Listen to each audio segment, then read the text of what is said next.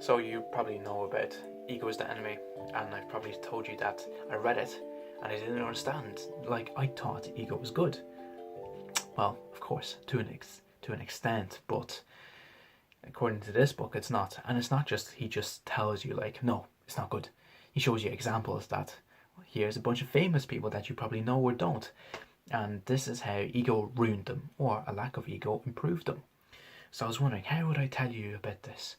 And if I would just tell you stories, I would basically be reciting it. So I was thinking, how about I just recite it? How about I just read it? Because that would make a bit more sense. So what he usually does is, has the title and then he has a quote. Then he has the rest of the text. So the title.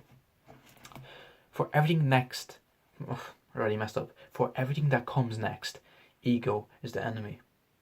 So here's the quote. 'Tis a common proof that lowliness is young ambition's ladder. Shakespeare.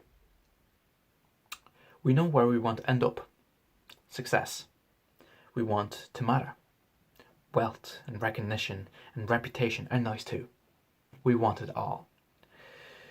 The problem is that we're not sure that humility can get us there. We're petrified. As Reverend Dr. Sam Wells put it, that if we're humble, we'll end up subjugated, trodden on, embarrassed, and irrelevant. Pretty funny.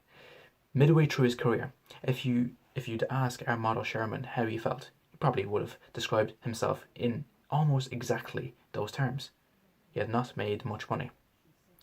He had not won great battles. He had not seen his name in the lights or headlines.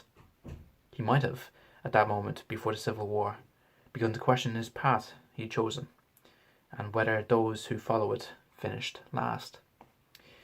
This is the thinking that creates the Faustian bargain that turns most clean ambition into shameless addiction.